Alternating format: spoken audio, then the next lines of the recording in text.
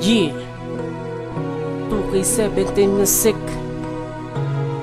LK, Solitong Gentrifyness.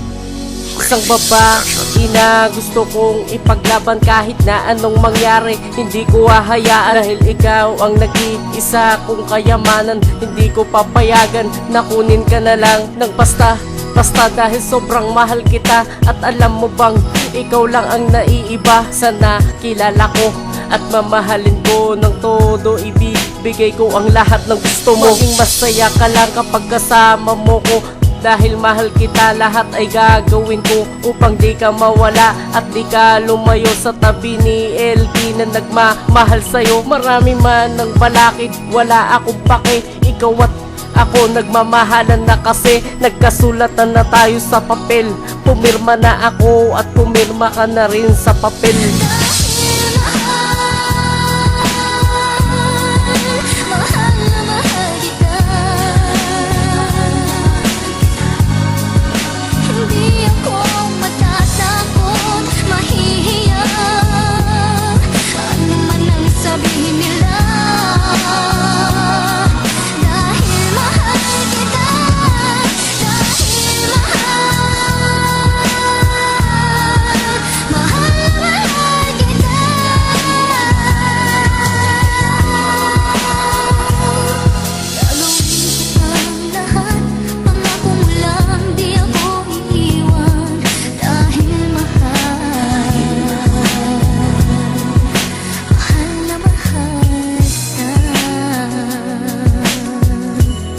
Mahal, nakikinig ka pa ba?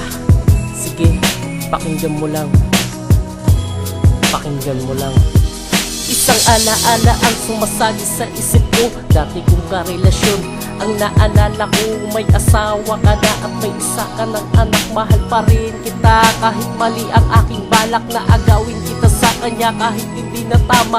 Mahal kasi kita kaya ko to ginagawa. Ang mahalin kita, wala siyang magagawa dahil ikaw ang nag-iisa at walang iba. Dito sa puso ko, wala kang kahati. Ikaw ang reyna at si LT ang hari. Ngayon ikaw pa rin ang aking mahal. Lagi kitang pinagdarasal o aking mahal. Hindi mo man ako mahal pero mahal kita. Ipagpapatuloy ko pag-ibig ko kahit mali na. Ikaw pa rin ang natatagi at naghahari. Sa'yo lamang ang puso ko at sa'yo'y mananatili.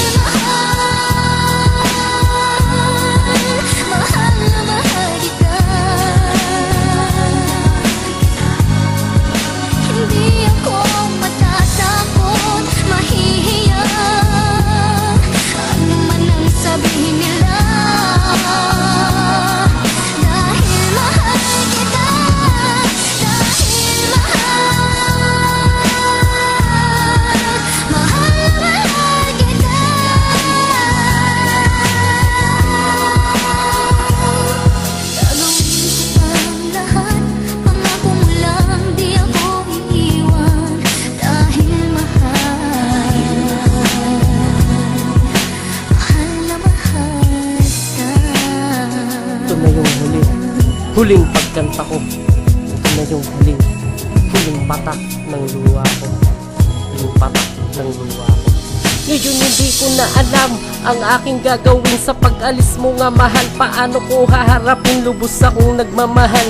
Kaso iniwan mo ang katulad ko na nagmahal ng totoo. Sinayang mo lang ang pagmamahal ko. Akala ko ikaw na ang makakasama ko. Lubos akong nasasaktan sa iyong pagkawala. Iniwan mo kasi ako nang nakatulala. Hindi tuloy ako makatulog ng maaga sa kakaisip ko sa'yo na ngayon tayo wala na. Hindi ko na alam ang mangyayari ngayon. Wala ka na dito sa aking tabi. Ako si LK, iniwan mo at sinaktan. Masakit man sa'kin, kakalimutan ko na lang pinagsamahan natin na sobrang tagal. Ngayon isang papel at pupunitin ko na lang.